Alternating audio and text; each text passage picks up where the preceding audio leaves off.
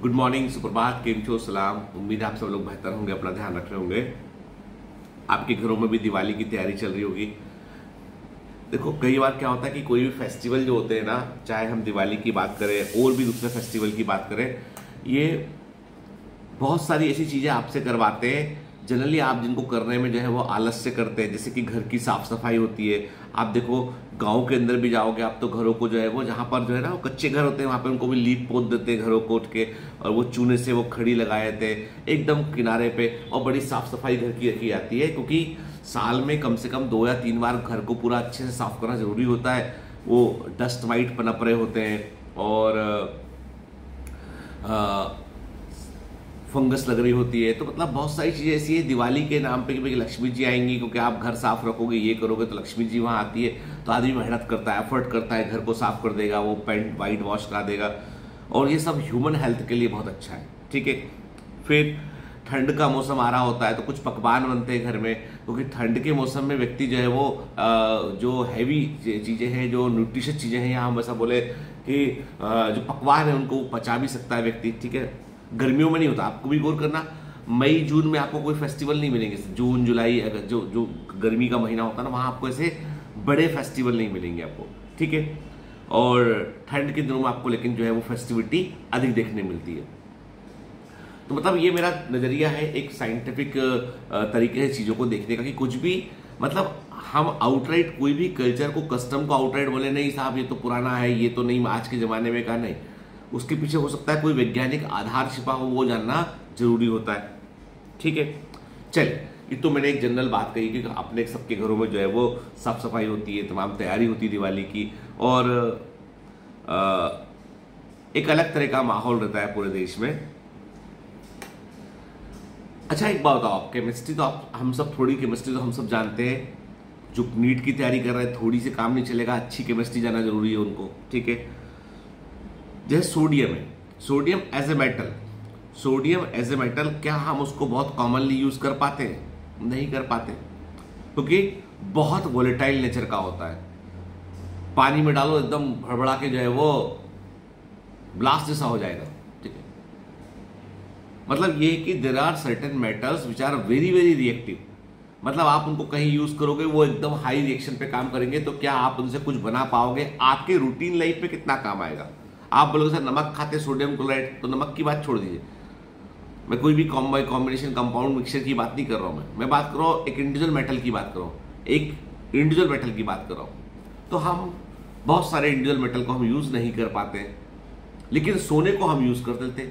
भाई इतनी ज्वेलरी है, दो दुकानें खुली है, सबने गोल्ड की ज्वेलरी, प्लेटिनम की ज्वेलरी, सिल्वर की ज्वेलरी वो बना रखी है, वो यूज कर पाते हैं।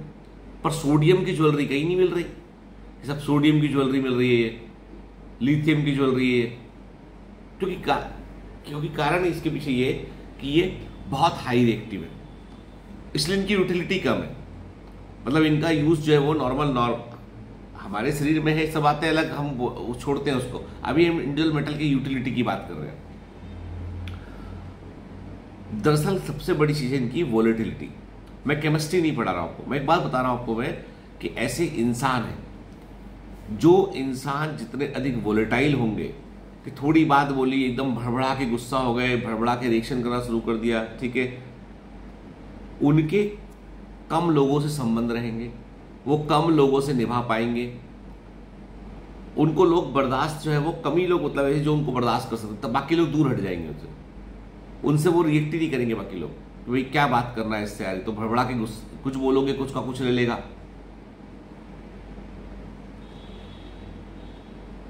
तो हाई वोलेटिलिटी या रिएक्टिविटी इसको हम बोले, वो आपके आपसी संबंधों को खत्म करती है, आपके और लोगों से संबंध बनाने की संभावनाओं को खत्म करती है, और आपको कम यूज का, कम उपयोग का बना देती है, कि आप ज्यादा उपयोगी बचते नहीं है।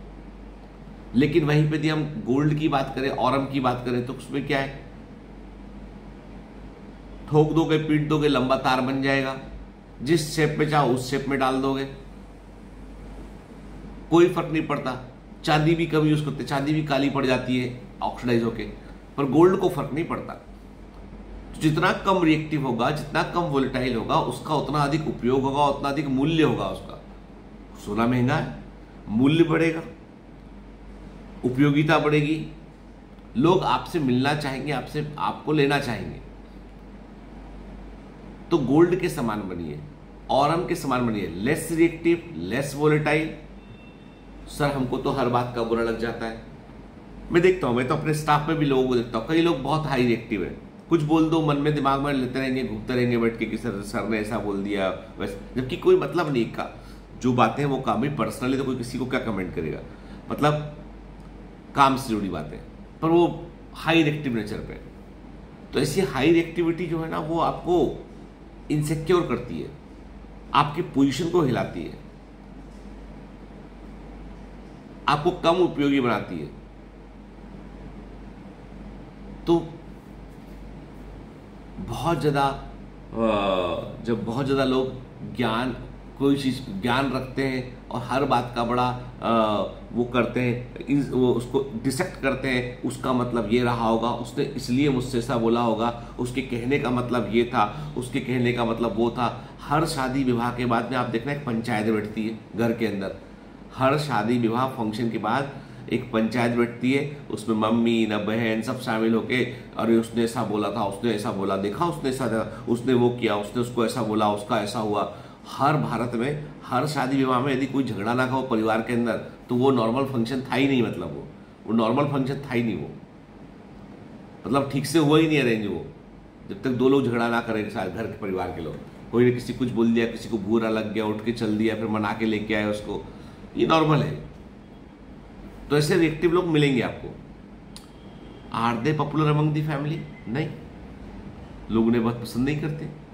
तो ये आपके ऊपर निर्भर करता है कि आप मूल्यवान बनना चाहते हैं, डिजायरेबल बनना चाहते हैं, या लोग आपको अवॉइड करें वो बनना चाहते हैं। तो रिएक्टिविटी का स्टेटस कम कीजिए, कम वोलेटाइल बनिए और एडॉप्टेबिलिटी को सीखिए, उपयोगिता को बढ़ाइए अपनी। चलिए आज का मैसेज यही। Have a great day, all the best, bye bye.